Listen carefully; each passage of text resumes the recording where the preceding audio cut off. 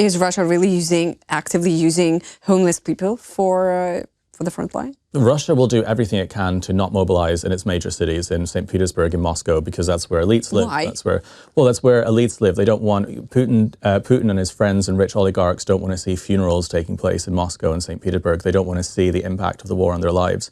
So the Russians will mobilize first from Far East areas, minorities. They'll draft in Africans, they'll draft in North Koreans, they'll use people from very, very poor areas, from Siberia, from prisons, from mental asylums, homeless people, anyone they possibly can away from the major cities, and train them for about a week and throw them to the front line. So that's why when prisoners of war get captured from the Russian side, they're just completely incomprehensible. They can barely pull a sentence together, and they don't even really know what's going on. So that's just Russia's strategy, and they're running out in a lot of ways. There's a massive labor famine in Russia, so and they need to repair their oil refineries. They need to keep their industries working, whatever's left of them. So they're trying to bring in mercenaries from all over the place, again, like the North Korean soldiers, which are effective. I mean, North Korean army doesn't have a huge amount of experience in active combat because there hasn't been a physical combat conflict in North Korea in the last few decades. So it's been more of a defensive line. But the North Korean mentality is, if you're going to be in a situation where you're going to get captured, you're on a meat assault, you either try and kill the soldier or you shoot yourself or you kill yourself. It's it's almost like a kamikaze mindset that's been installed in the North Korean soldiers, because if they get captured and sent back, they'll get put into a concentration camp in North Korea. So they're pretty driven. They were installed in Kursk and they were quite effective. So, I mean, this stuff does actually work, but Russia is still avoiding using anyone near any of their cities. And maybe you not know, but just a month ago, I was giving an interview to South Korean journalists, and they were asking about North Korean soldiers that are in Ukrainian captivity. At least we were talking about 2 of them. And they were asking me whether I'm pity for North Koreans being in Ukrainian captivity and not willing and having opportunity to get back to their country. That was kind of interesting. And I said, of course, I'm not pity for them. But, no. Well, that was the question. This is the same question I got in Ireland as well. I mean, I think about? I was on Irish TV and they said, well, you were in a dugout, you were with these Ukrainian soldiers. What about 10 kilometers on the other side? It's the same people with the same families, just speaking a different language. And 5 kilometers that way, there's another dugout with men, boys, maybe women, I don't know, probably doing exactly the same thing, but just speaking a different language. Do you have much empathy for the frontline soldiers that are there? Much empathy for those people? No. Just speaking a different language. Don't you have any empathy or sympathy for them? The people that came here to murder and rape and kill people in Ukraine, don't you have any sympathy for them? That's exactly what I was thinking when I was in Kherson and I was looking up and I saw a drone hovering above, about to drop a grenade on us. I was thinking, I wonder what the operator was thinking. I wonder if he had a family. I wonder how kind he was. No, I was thinking there is a murderer at the other side of the Dnipro River trying to kill civilians in the city for money, and they deserve nothing but contempt. But there's a complete failure in international media. And they still think this is some sort of bickering. They still think it's like brothers and sisters arguing. It's just someone speaking Russian and someone speaking Ukrainian. They don't seem to understand that this is a country that is hell-bent on eradicating Ukraine entirely as a society, in every sense. And it's still, after 4 years since the full-scale invasion, this is still not something most media seem to understand. It's absolutely ridiculous. And you know what makes it more crazy? The way they're filming their victim, just random citizens of Kherson and Kherson region. They are flying, they are filming and stop shooting. And the person is just dying, exploding, and do they public this video afterwards somewhere? Yeah, they're proud of it. Approaching the citizens and they're just dying on camera, live. The Russians are proud of this. The Russians celebrate death and misery. There have been phone calls of Russian soldiers calling their relatives saying, "Mom, I killed 3 Ukrainian soldiers today. I tortured someone today," boasting about it. Russians celebrate the misery that they bring and wreak havoc on this country. And so every single time you see a video, and there was one recently in Kharkiv, of 2 civilians walking down a street with a white flag getting hit by a drone intentionally, the Russians posted that because they're proud of it. And in Kherson, which has gotten much worse in the last few weeks, they have been hitting ambulances, rescue workers, buses, clearly civilian targets, playing pop music over the videos and boasting about it on the Telegram channels, because that is what they celebrate. And that is the point. The point of this isn't just to take land and occupy areas of Ukraine. It is to destroy Ukraine and kill Ukrainians. And I think that's what so many people can't quite get their head around. But once you understand it, once you understand what Russia is actually doing, then everything becomes a lot more clear. And I understand it in a lot of ways. A lot of Americans watching this, British people watching this, could never comprehend the idea that someone would want to sit there with a controller of a drone and just murder old ladies, the woman with 20 goats in Kherson. But that is what they do, and that is celebrated within their culture. And that's the facts. Yeah, because when the international journalists ask me about empathy to them, why do not they ask about the empathy to ISIS? For me, it's just the same thing. They are terrorists for me, as a Ukrainian. Yeah. So I don't see any difference between that. They just came to kill me, so why should I? Okay. That's, Caolan, how is your trips to Donbas changed within a year in terms of safety? Now things are far more dangerous. Again, 2 journalists were killed 2 months ago in Kramatorsk. 22 journalists have been killed since the summer across Ukraine, media workers as well. And it's changed because about a year ago, it was mainly rockets, grads, artillery that were landing in places like Kramatorsk, which is more sporadic. It's not as accurate. They were just launching things basically anywhere, places where anyone was built up.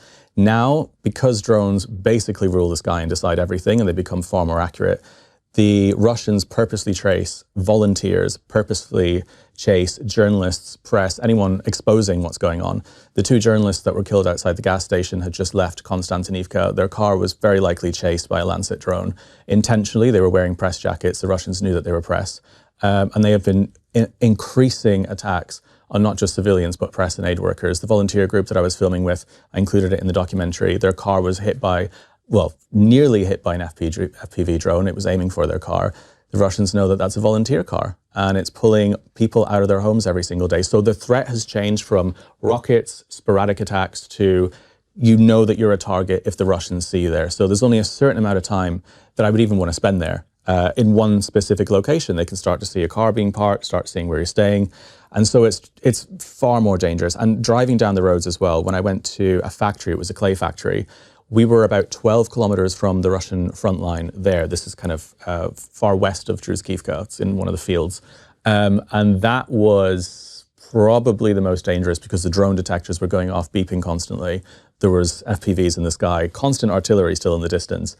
But it felt far more frightening because you know you can be individually targeted specifically if you go into these areas. Whereas before, it was a lot more down to luck if you could get hit by a rocket, and it's far more frightening. It's extremely dangerous. Yeah, Caolan, I have a few more questions left. And regarding the clay factory, you were quite emotional there in your movie. Why? What is the bigger message behind that? Well, this was such a strange moment. The FPV started going off and we just decided to run into this abandoned building. And I was looking around and I just saw massive industry. This place was like acres big, completely annihilated, completely destroyed by Russian rockets. And I noticed there were teacups, there was porcelain, there was mugs everywhere. And I had this feeling that I really wanted to film it. I don't know why. I don't film everything I show. I've seen millions of factories that have been blown up and warehouses.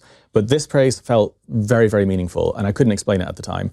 So I just started shooting everything, shooting the porcelain, shooting the cups, shooting the entire area. And it actually wasn't until I left the Donbas and got home and looked at the footage and started to research what that factory was, I realized it made 25 million pieces of porcelain every year.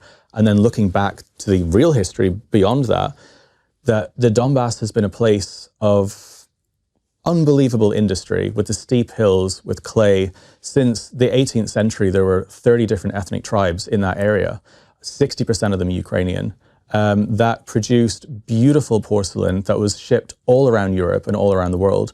And Ukraine Ukrainians developed the Donbas. It was temporarily occupied and industrialized by the Soviet Union, but the Ukrainians have been there far before Moscow existed. There have been artifacts found under Konstantinivka that have been dug up and now rescued and moved to Lviv that date back to the 5th century, showing that there were settlements there, warriors there, tribes there, some of the earliest Slavic tribes in the Donbas that are now the ancestors of modern-day Ukrainians that date way back before Moscow. And that's something I think so many people didn't realize, because when people think of the Donbas from abroad, they just think it's some industrial landscape. It's just coal and mine. Yes. Yeah, but it isn't. It's unbelievably rich in its history, its culture, its heritage, generations of people who have refined their trade, whose entire families have relied on these hills, the salt mines, and it's beautiful, the sunsets that I filmed. I really wanted to showcase that. And the only comparison I can think of is anyone that's grown up on the Dust Belt of the United States or the Welsh mining towns, these beautiful, visceral towns all across the world who have accents and history and who, through generations, have become excellent at their trade. The steel mills in Wales produce some of the best steel in Europe. And the Donbas is an industrial heartland of Ukraine, and some of the most beautiful porcelain that's been designed and painted all across Lviv with all of these artists, it came from the Donbas. So it's steeped in history. And the idea that it is Russian is the most ridiculous propaganda. And that's what I wanted to show in this film, because it's actually one of the most fundamentally core Ukrainian places, and you can feel it in the hills. I mean, it's got some of the most beautiful sunsets. It's a really almost biblical place. There are rare animals. There are snakes and vipers in that region that are almost extinct in the rest of the world, that are in the Red Book of Ukraine. There's so much history and art and just beauty there. And the idea that all of that could disappear, that these places could no longer be accessible, is obscene. The entire region should be a UNESCO site. It's got some of the most amazing history of Europe right underneath its soil. And if Russia takes it, all of that art, all of that trade, all of that generations of skill will disappear back into the soil where they came from. And that is what the Donbas is. And that's what this is about. Again, when politicians on TV talk about battle lines, when they talk about the Donbas as just a map, and they talk about it as just land, this is what it's really about. It's a place, a real place that is significant, of cultural significance. And that is why people don't want to leave. That's why people get evacuated only at the last second. Because why would you leave a place where your ancestors mined the ground for generations? Not until you absolutely have to. And that's what it really is. That's the spirit of the Donbas that I tried to capture in this film.